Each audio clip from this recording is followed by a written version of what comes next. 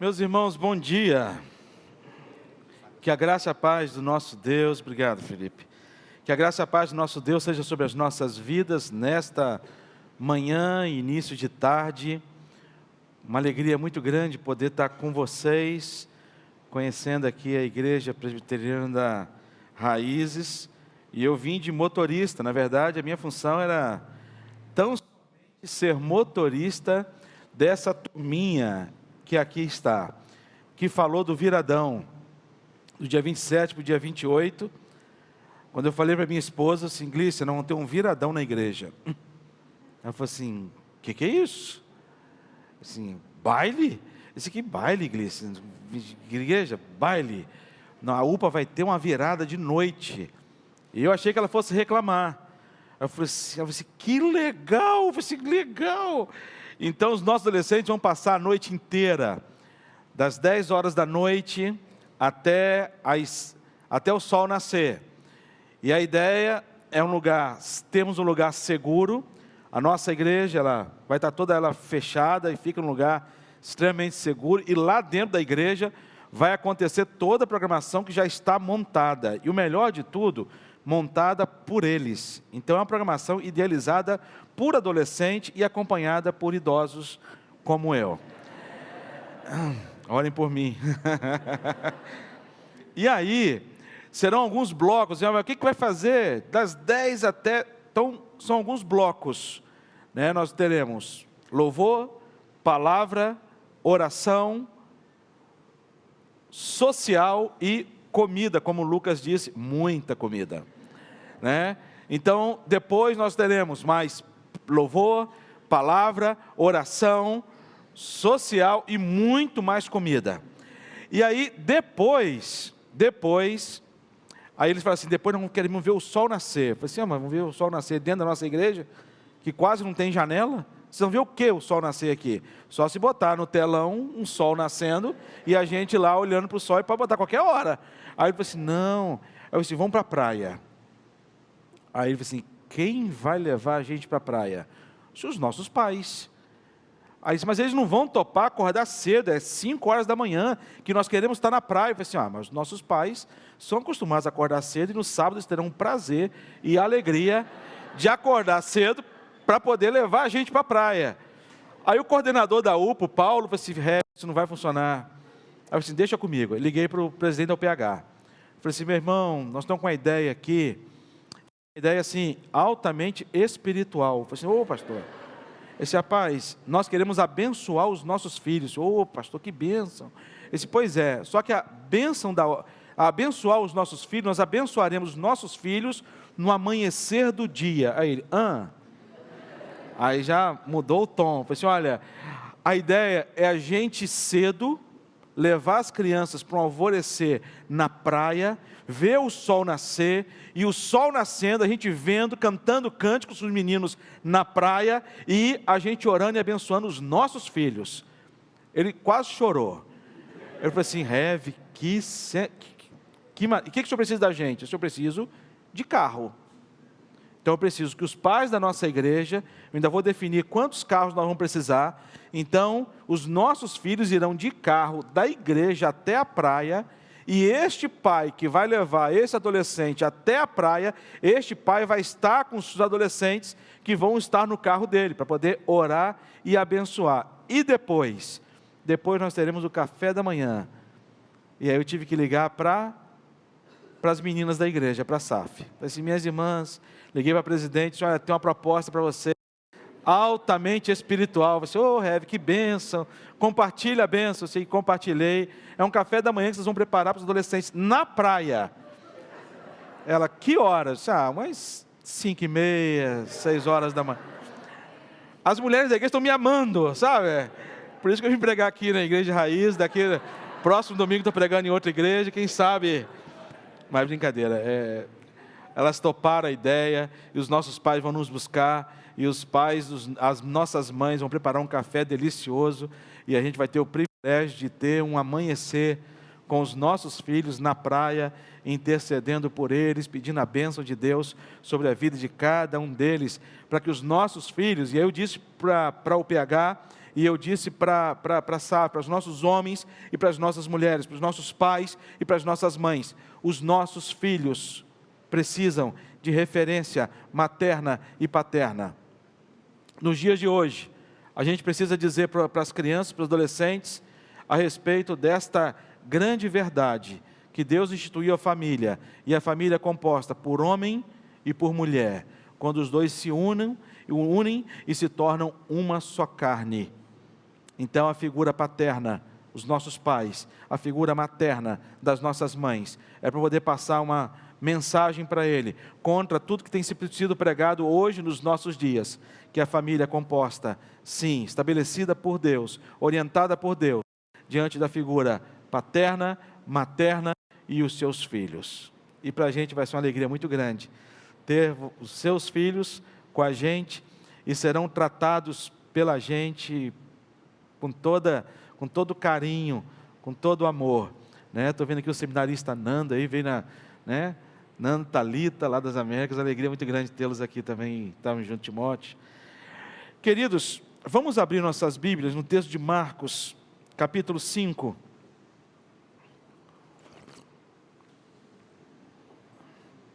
Marcos capítulo 5.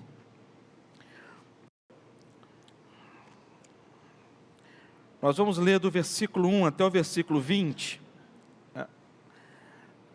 Essa é uma leitura rápida. Marcos capítulo 5, versículos 1 a 20, que diz assim: Entremente chegaram a outra margem do mar, a terra dos Gerazenos. Ao desembarcar, logo veio dos sepulcros ao seu encontro um homem possesso de espírito imundo, o qual vivia nos sepulcros, e nem mesmo com cadeias alguém podia prendê-lo, porque tendo sido muitas vezes preso com grilhões e cadeias, as cadeias foram quebradas por ele e os grilhões despedaçados, e ninguém podia subjugá-lo. Andava sempre, de noite e de dia, clamando por entre os sepulcros e pelos montes, ferindo-se com pedras. Quando de longe viu Jesus e correu e o adorou, exclamando em alta voz: Que tenho eu contigo, Jesus, Filho do Deus Altíssimo? Conjuro-te por Deus que não me atormentes. Porque Jesus lhe dissera: Espírito imundo, sai desse homem. E perguntou-lhe: Qual é o seu nome? Respondeu ele: Legião é o meu nome, porque somos muitos. E rogou-lhe encarecidamente os não mandasse para fora do país. Ora, passava ali pelo monte uma grande manada de porcos. E os espíritos imundos rogaram a Jesus, dizendo: Manda-nos para os porcos, para que entremos neles. Jesus o permitiu. Então, saindo os espíritos imundos, entraram nos porcos, e a manada, que era cerca de 2.000, precipitou-se despenhadeiro abaixo, para dentro do mar, onde se afogaram. Os porqueiros fugiram e anunciaram na cidade e pelos campos.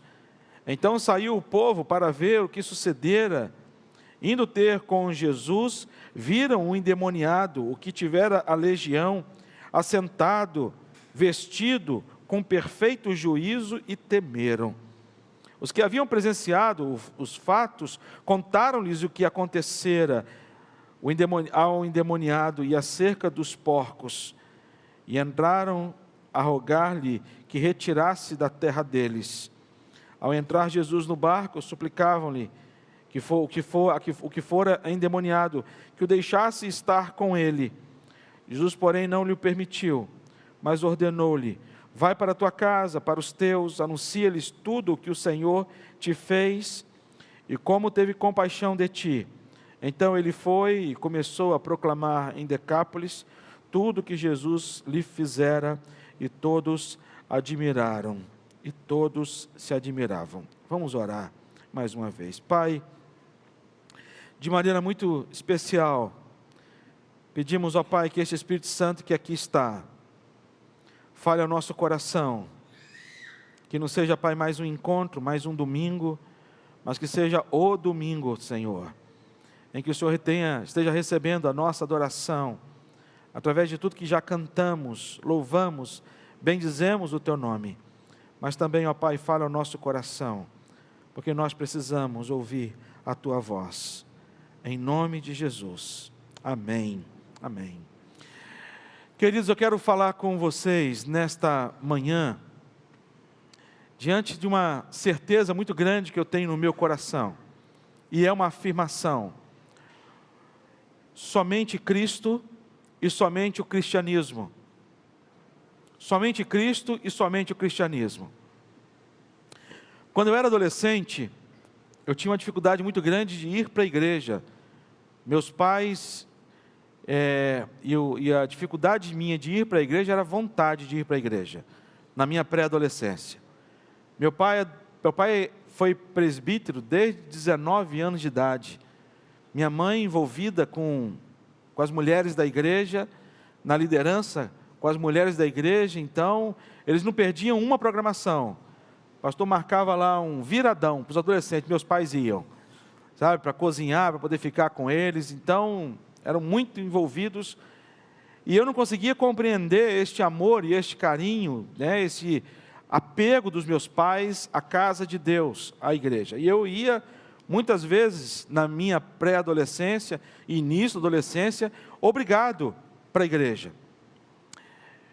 Teve um acampamento da UPA muito legal, e numa cidade próxima lá, Cachoeiro do Itapemirim, onde nós morávamos. E aí eu cheguei do acampamento, cheguei para meu pai, cheguei no domingo à tarde no acampamento, cheguei para meu pai e falei assim: pai, já participei do culto na sexta-feira, na abertura, teve louvor, pregação, sábado de manhã teve programação, louvor, palavra, sábado à noite também, domingo de manhã, hoje eu já fui na igreja, o pastor já pregou, já ouvi a pregação, hoje à noite eu posso ficar em casa? Papai vai assim: hipótese alguma, se arruma e vai para a igreja comigo. Aí eu falei assim: vou para a igreja, cansado do jeito que eu estou, porque as noites, naquela época, adolescente, ele dormia bem à noite, para os adolescentes que aqui estão, meia-noite a gente dormia, ficava tranquilo, dormindo até o dia amanhecer, e aquela noites viradas,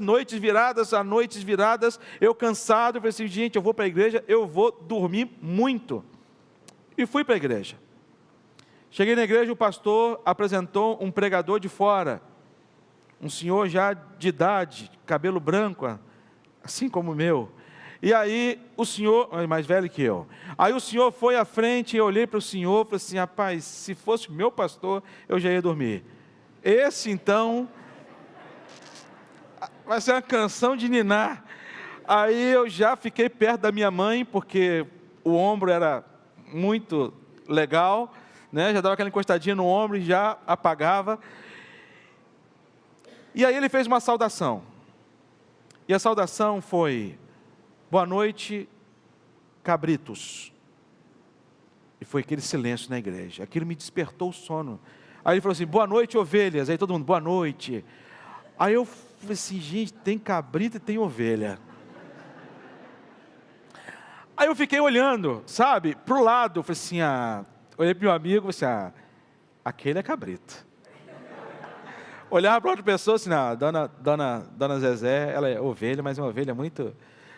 Até chegar para mim, e falei assim: gente, eu sou cabrito ou eu sou ovelha? E aquilo me tirou o sono, e eu prestei atenção na mensagem dele.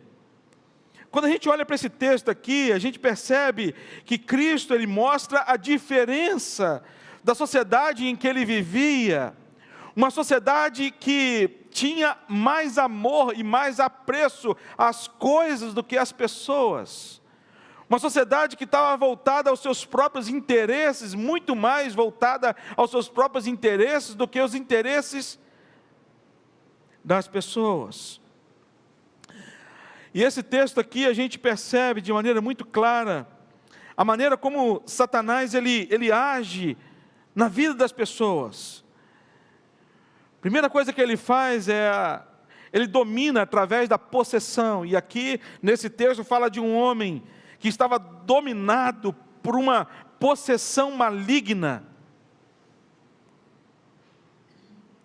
Essa possessão maligna arrasta as pessoas à impureza, leva a viver um lugar imundo com os mortos.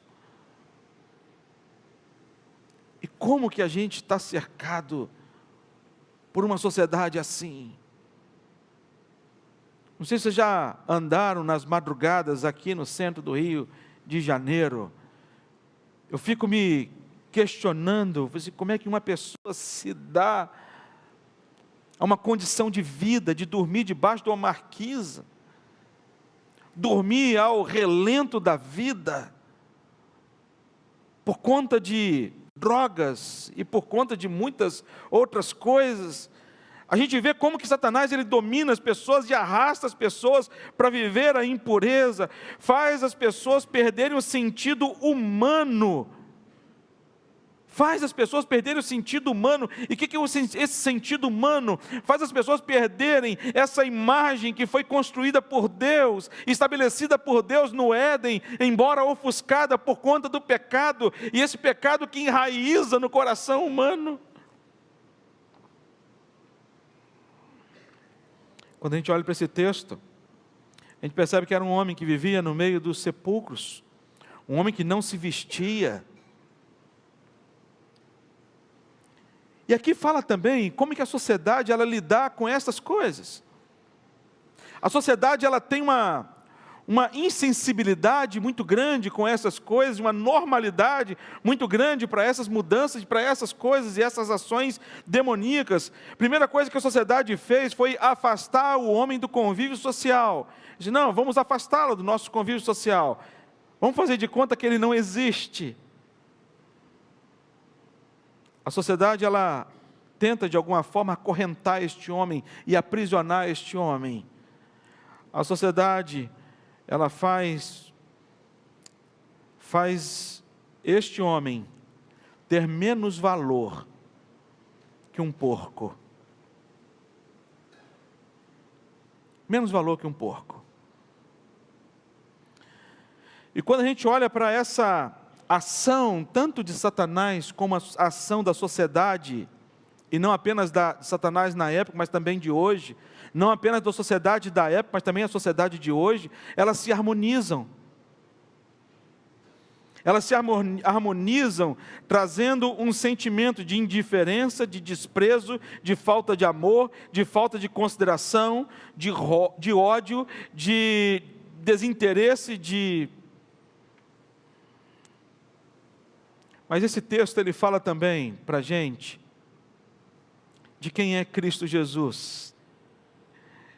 E o mover e a ação de Cristo Jesus diante da ação de Satanás, diante da ação da sociedade em que a gente vive. Jesus estava acabando de passar por uma grande experiência com os discípulos, que ele estava atravessando o mar da Galileia, e aí o mar ficou revolto por causa do vento, e os discípulos então, achando que eles iam morrer, eles acordam Jesus Cristo, não com a esperança que Jesus Cristo fosse até a proa, trazer uma ordem, tanto para o vento como para o mar, mas eles chegaram diante de Jesus com revolta no coração, olha, você está dormindo? Olha o que está acontecendo com a gente, todos nós estamos trabalhando, tentando salvar a nossa vida, e você dormindo. No entanto que Jesus, quando sobe, faz uma repreensão a estes homens. Vai dizer para eles, por que vocês são assim, tão tímidos? Homens de pequena fé. E o mais impressionante é que Jesus, ele chega para o mar e chega para o vento e fala assim, emudece. E chega para o mar e fala, acalma. E a pergunta dos discípulos foi, quem é este que até o mar e o vento lhes obedece? Quem é esse Jesus? Quando a gente olha para a palavra de Deus, e nós como igreja reformada, nós acreditamos e cremos na soberania de Deus, e uma coisa é você crer na soberania de Deus, e essa crença ficar apenas no seu intelecto. A outra diferença é quando você crê que essa soberania de Deus e que esse poder de Deus é verdade e é real, e desce ao seu coração, é diferente. Você vira a chave. Você passa a crer, como o salmista, ele vai dizer no Salmo 23, o Senhor é meu pastor e nada me faltará.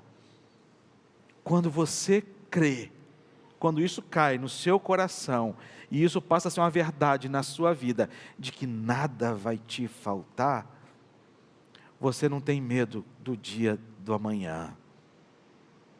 O amanhã já não te traz medo, sabe por quê? Porque o amanhã, Deus trará os seus cuidados. Tudo por quê? Porque você conhece a Deus.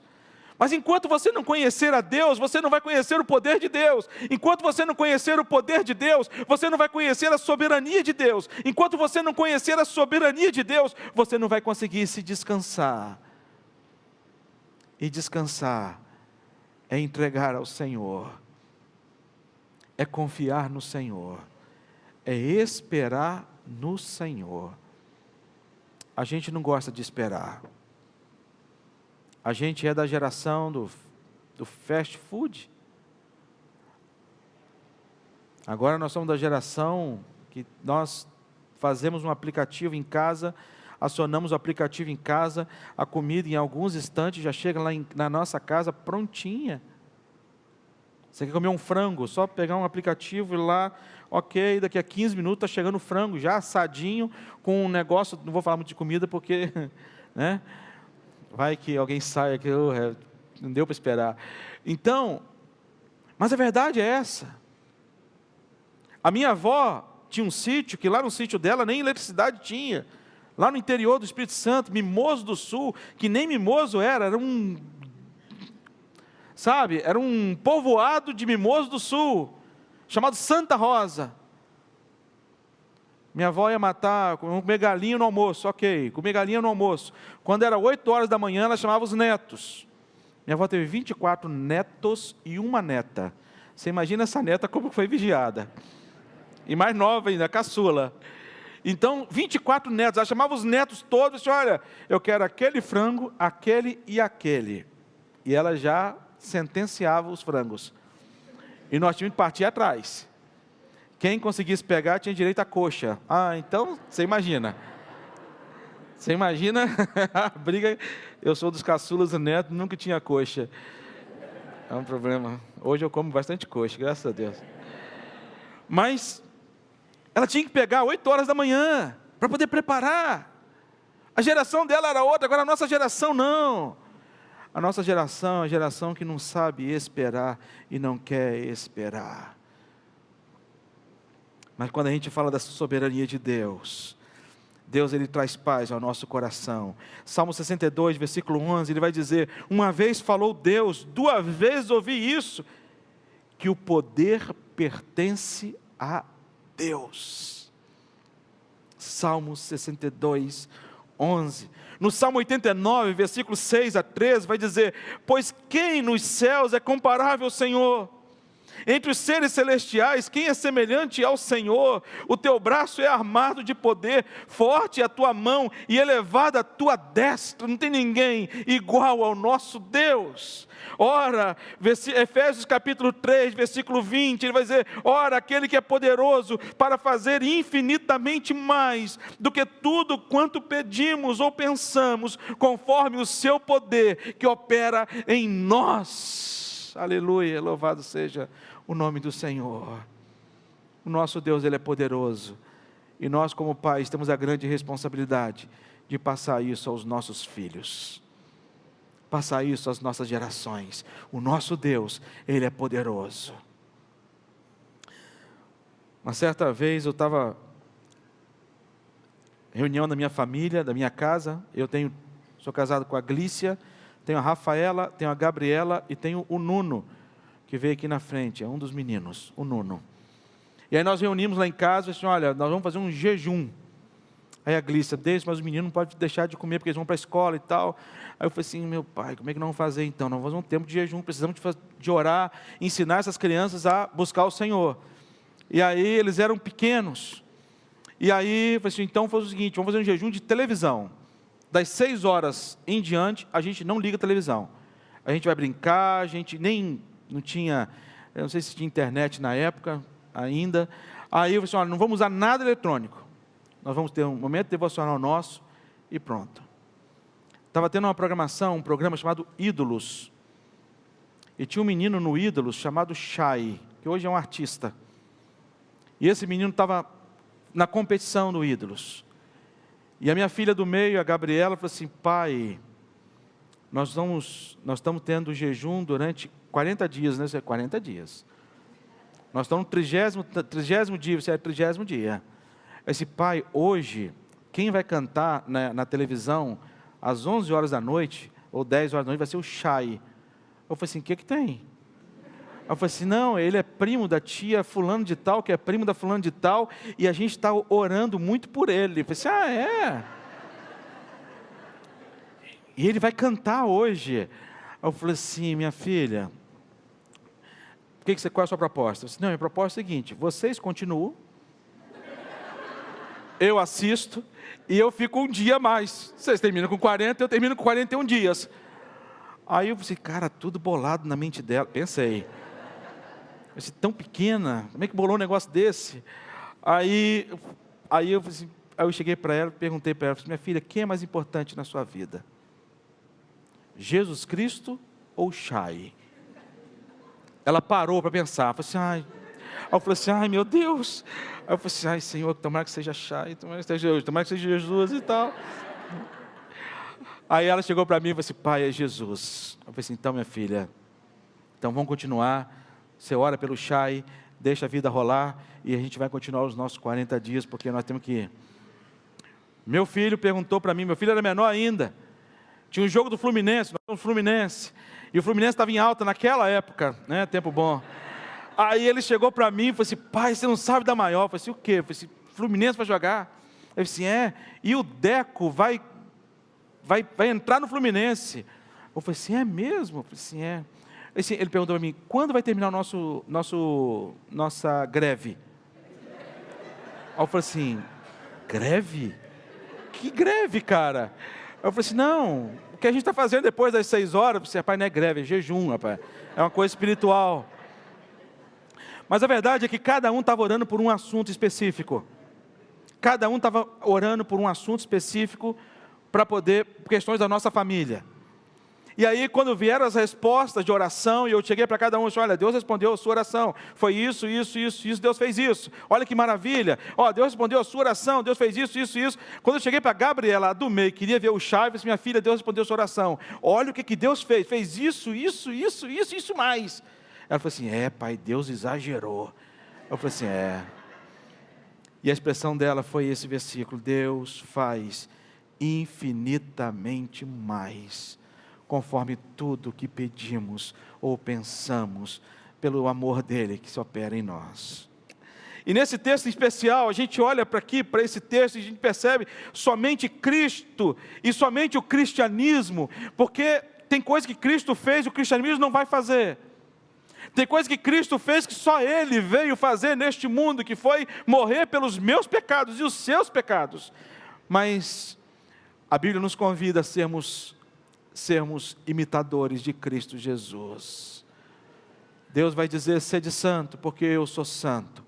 Apóstolo Paulo vai dizer para a gente, sede meus imitadores, assim como eu sou de Cristo Jesus. E o mais impressionante e o mais interessante é que nós somos diferentes e as nossas diferenças, elas são perceptíveis.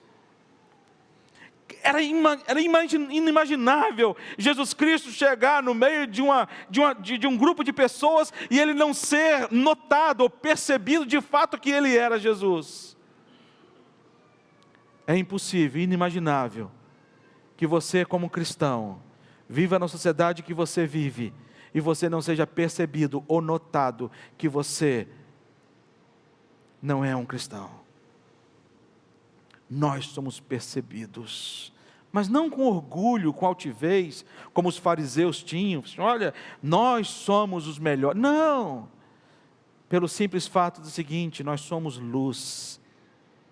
Se nós fecharmos aqui as portas e fecharmos tudo e ficar tudo escuro aqui, se uma pessoa entrar com uma velinha acesa, ela se torna perceptível. A luz, ela é perceptível no meio das trevas. Nós somos somente Cristo e o cristianismo. E nesse texto especial, somente Cristo e o cristianismo nos torna aceito. Nos torna aceito. Torna aceito aquilo que antes era rejeitado. Somente o cristianismo faz isso. A sociedade não faz isso. A sociedade, ela rejeita, ela expulsa, ela estigmatiza as pessoas, ela marca as pessoas.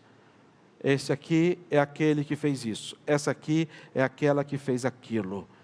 Pronto, já não vale mais nada. Mas o cristianismo não. O cristianismo, ele torna aceito aquilo que antes era rejeitado. O versículo 14 e 15 vai dizer: então saiu o povo para ver o que sucedera. Indo ter com Jesus, viram um endemoniado que tivera legião, assentado, vestido em perfeito juízo. Olha o que o cristianismo faz. O cristianismo, ele nos muda por completo. E essa mudança que o cristianismo realiza dentro da gente, é a mudança que vem de dentro para fora. E que faz a gente ser diferente do mundo. A gente tem feito um trabalho lá no sertão da Bahia, lá em Brotas de Macaúbas. Nós começamos em 2019 numa cidade chamada Brotas de Macaúbas. Hoje nós já estamos em Brotas de Macaúbas, Oliveira dos Brejinhos, Ipupiara e Ibotirama, 4 cidades. A gente desenvolve um trabalho que tem como fundamento 4 pilares na área social. Geração de renda, nós temos lá diversos projetos de geração de renda. Nós temos lá educação complementar. Na educação complementar, nós temos lá, nessas bases nossas, são 1.023 crianças, tanto na educação complementar como no esporte. Então nós temos várias escolinhas de futebol, várias escolas funcionando das nossas bases, para poder dar educação complementar, dar alfabetização, inglês, informática. Aí nós temos lá aula de balé, professora de balé com as meninas com colã, tudo bonitinho. Você vê no meio do sertão, no meio do nada, aonde as meninas elas estão recebendo aula, sabe? É maravilhoso ver. Educação complementar, esporte e a área da saúde. O Instituto Água Viva, com quem nós somos parceiros, eles têm 3 vans médicas odontológicas que ficam rodando o sertão. Então, de 2 em 2 meses, ou 3 em 3 meses no máximo, nós enviamos uma caravana de médicos e dentistas para o sertão, para ir para lugares povoados, distante da cidade, para poder atender pessoas. Eu tive agora, recente, com a Igreja das Américas, nós fomos com um grupo de 38 pessoas até o sertão, e lá nós atendemos alguns povoados. E o pediatra chegou para mim, doutor De Noel, chegou para mim e disse: pastor, 97% das crianças que eu atendi, de 0 a 10 anos, foi a primeira consulta no pediatra que essas crianças tiveram. É uma região tão carente. Eu fui em determinado lugar e a gente sempre leva um lanchinho, porque não tem restaurante para poder a gente almoçar. E aí no lanchinho tinha lá um todinho. E eu não tomo nem leite, não sou muito chegado a leite, nem chocolate. E aí eu falei assim: caramba, o que eu vou fazer com esse todinho? Vou ter que dar para alguém da caravana. Aí eu vi um menino, de uns 10 anos mais ou menos. Aí eu cheguei para ele e falei assim: vem cá, quer um todinho? Aí ele perguntou para mim: o que é isso? Eu disse: não sei o que é isso. Um todinho, rapaz. Aí ele perguntou: é de comer? Eu falei assim: cara, não é de comer não, é de beber. Eu tenho certeza que você vai gostar. Misturei, botei o canudinho, dei para ele, fiquei olhando a expressão no rosto dele, a reação. Ele provou e abriu o sorriso. E disse para mim: é bom? Eu falei assim: deve ser muito bom. Para aqueles que gostam, ele então pôde tomar um todinho. Uma criança de 10 anos, nunca tinha tomado um todinho. Região onde não há presença de igreja. E quando eu falo de igreja, não é igreja igreja, nem tem igreja católica, não tem igreja presbiteriana. Você ter a sensação, você ter a experiência de entrar numa casa, falar de Jesus, para alguém que nunca ouviu falar de Jesus, eu achei que isso nunca ia acontecer comigo no Brasil. E a gente tem tendo o privilégio de ir para regiões onde o Evangelho tem sido pregado para muitos que ainda não tiveram oportunidade de conhecer o Evangelho. E o Evangelho, ele nos torna aceito aquilo que era rejeitado, por causa dessa transformação que o Evangelho ele causa nas nossas vidas. Eu fui em julho de 2019, eu fui a Brotas de Macaúbas para poder batizar um grupo de pessoas. E aí o missionário que estava lá na cidade de Brotas chegou para mim e falou assim: pastor, temos aqui 20 pessoas para serem batizadas. Foram os primeiros batismos nossos naquela cidade, 20. O trabalho começou em janeiro de 2019. E em julho eu já estava indo lá batizar 20 pessoas. Eu falei assim: rapaz, 20? Eu falei, pastor, 20 pessoas se converteram. Eu falei assim, e fizeram a classe de novos membros. Eu falei, que bênção. Mas tem um irmão aqui que quer conversar com o senhor antes de ser batizado. Eu falei, está ótimo. Fomos fazer trabalho de evangelização, de casa em casa. E eu bati palma numa das casas. Aí uma senhora foi, olhou para mim e falou assim: o senhor é o pastor Davidson? Eu falei assim: rapaz, já estou famoso aqui na cidade. Eu disse: sou. Eu falei assim: nós somos também da igreja Pebesteriana. Eu falei assim: que bom que são da Pebesteriana. Eu também sou da Pebesteriana. Então está ótimo, estamos na mesma igreja. Aí ela falou assim: meu marido quer conversar com o senhor. Eu chamou o marido. Eu disse: pastor, que bom que quer conversar com o senhor. Eu estou para ser batizado amanhã, mas eu preciso conversar com o senhor antes, porque eu quero que o senhor vá comigo aqui do lado, na casa do meu vizinho. E eu pensei, que benção, o cara vai ser batizado e já vai convidar o vizinho, amigo e irmão para poder participar. Eu falei, vamos lá. E fui com ele do lado. Chegou do lado, ele bateu palma, viu a mulher, e a mulher já gritou com ele: o que você está fazendo aqui na frente da minha casa, seu? E soltou um palavrão. Eu falei assim: evangelismo explosivo, deve ser, uma coisa assim. Aí eu falei assim: meu irmão, deixa essa conversa depois a gente conversa. Não, pastor, eu tenho que falar com o seu marido. Some daqui, que bate boca. A mulher bate.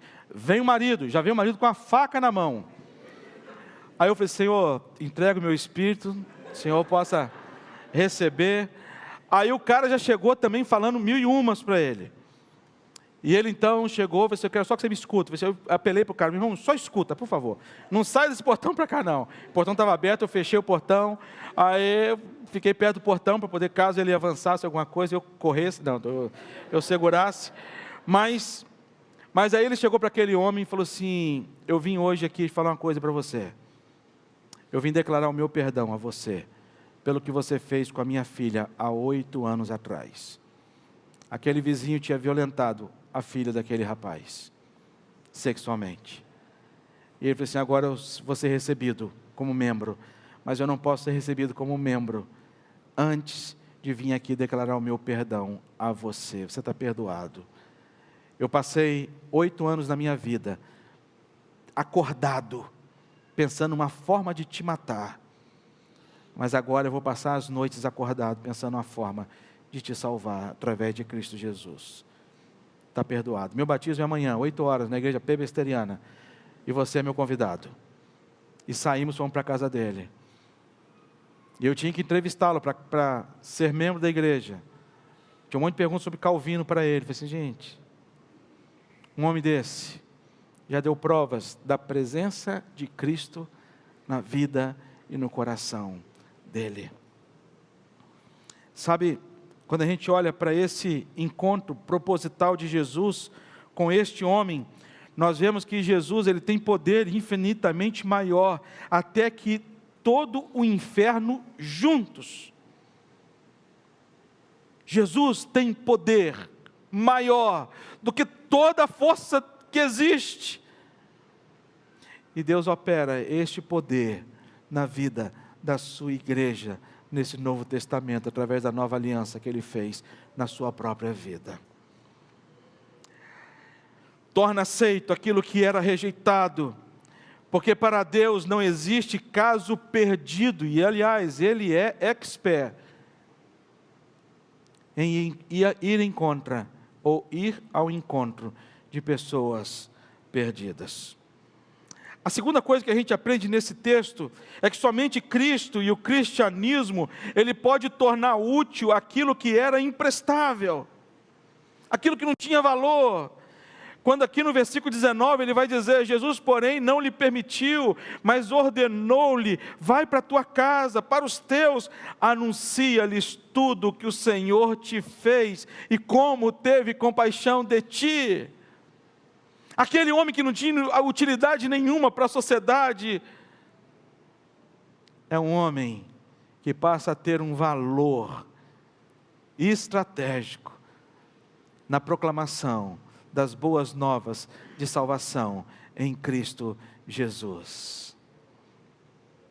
E se você percebe o contraste entre a sociedade e aqueles que são cristãos, a diferença é que a sociedade, o clamor dela, o clamor da sociedade, ela foi justamente contrária a tudo aquilo que ele havia suplicado.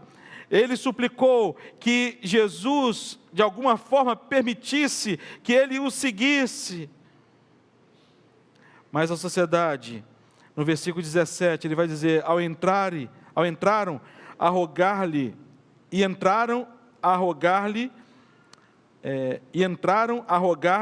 que se retirasse da terra deles.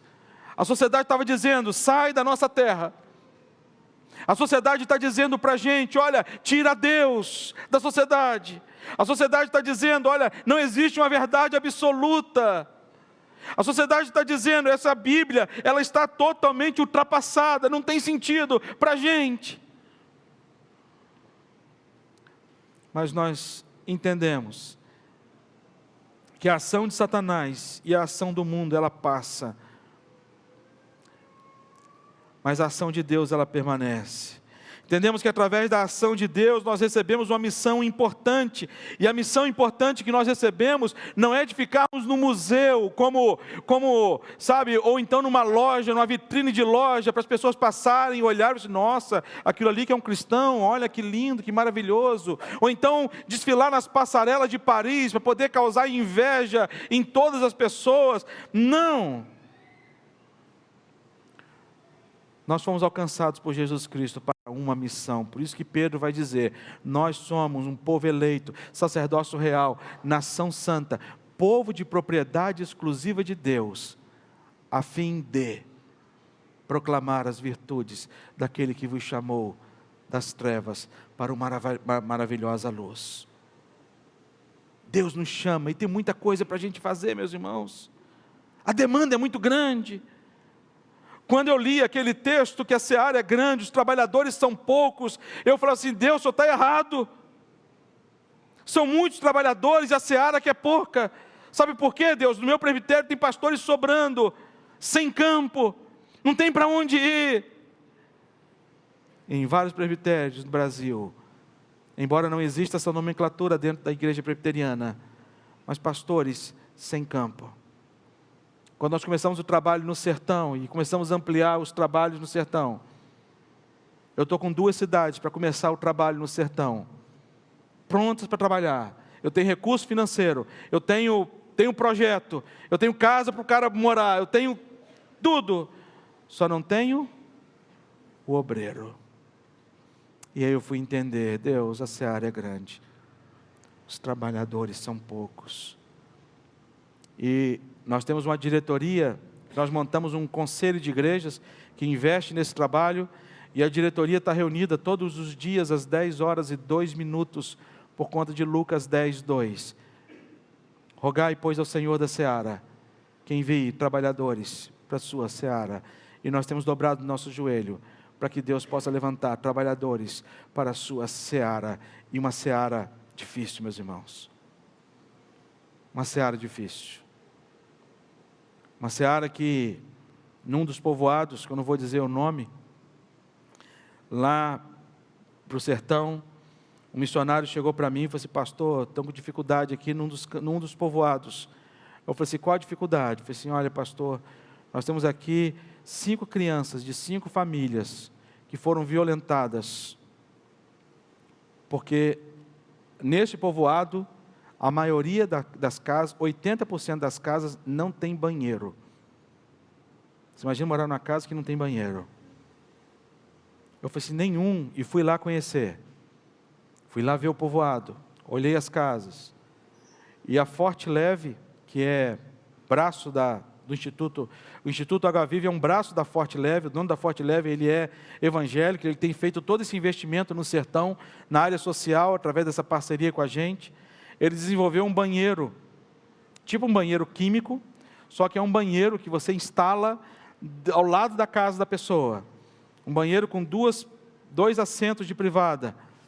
E ele pode utilizar 6 meses uma privada, depois de 6 meses ele lacra uma e a outra fica em uso durante 6 meses. Depois de 6 meses ele pega todo aquele material, pode jogar fora no meio ambiente, que não vai agredir o meio ambiente nem as pessoas. Então, é um banheiro com chuveiro, com lavatório, tudo certinho. E eu, conversando com o dono da Forte Leve, disse, rapaz, qual o custo desse banheiro? Ele disse, pastor, eu faço para você em preço de custo. Instalado. E nós então começamos a instalar banheiros. Já instalamos 6 banheiros em casa de 6 famílias. Porque as crianças eram violentadas quando elas iam usar o banheiro. Os mais velhos vigiavam e iam lá e faziam maldade com as crianças. Nós temos muito a fazer. Eu vi o trabalho que vocês realizam aqui, a parceria que vocês têm com a igreja de São José dos Campos. São José dos Campos. Eu louvo a Deus por esta igreja ser uma igreja que não está olhando apenas e tão somente para si mesmo. E por último lugar, somente Cristo, o cristianismo, ele torna admirado aquilo que antes era ultrajado. Versículo 20 do Marcos capítulo 5, ele vai dizer, então ele foi e começou a proclamar em Decápolis tudo o que Jesus lhe fizera. E o versículo seguinte que é maravilhoso, a parte final do versículo é maravilhosa. E todos se admiravam. Todos se admiravam. Porque o encontro proposital com Jesus revelou, primeiro, que a restauração, ela chama a atenção das pessoas. Quando eu fui com aquele homem, naquela casa, e aquele homem declarou perdão àquele senhor, eu olhei para aquele homem e falei assim, rapaz, somente por Deus, para uma pessoa, e eu tenho convivido com ele, no sertão, ele é o nosso diácono lá na nossa igreja, lá, o cara que serve a gente lá na igreja lá, e a alegria daquele homem de estar na presença de Deus, e aí toda vez que eu encontro com ele, eu falei, pastor, um peso saiu dos meus ombros. A restauração de Jesus faz as pessoas serem admiradas, e por quê? Porque a restauração de Jesus faz morrer o velho homem morreu. A restauração de Jesus faz nascer um novo homem, é uma nova criatura, uma nova mulher. A restauração de Jesus faz que a gente se pareça com Cristo, e é por isso. O que vai impactar a sociedade que você está vivendo não é o seu conhecimento. O que vai impactar a sociedade que você está vivendo e as pessoas que estão à sua volta não é a sua capacidade pessoal, mas o que vai transformar as pessoas que estão à sua volta é a presença de Cristo no seu coração. E a minha oração é que esse Cristo, de fato, esteja presente na sua vida, para que você se diferencie deste mundo, mas não uma diferença orgulhosa, com vanglória no coração, mas que você possa olhar para a sociedade, olhar para pessoas e entender que o cristianismo e Cristo, ele torna aceito aquilo que era antes rejeitado, aquilo que era antes imprestável, aquilo que era antes ultrajado. Para Cristo, todas as pessoas são alvos da graça, da sua misericórdia e do seu amor. Vamos orar? Deus, molda o nosso coração, Pai, segundo o coração de Cristo Jesus. Faz da gente, Deus, não meramente evangélicos, para fazer parte de um censo, mas torna a gente cristãos, seguidores de Jesus Cristo, aqueles que têm a marca de Cristo, através dos seus pensamentos, através das suas palavras e através das suas obras. A começar em mim, Senhor Deus, que o Senhor possa realizar este grande milagre que só o Senhor pode fazer, que é o de transformação das nossas vidas, para a honra e para a glória do Teu nome, em nome de Jesus. Amém.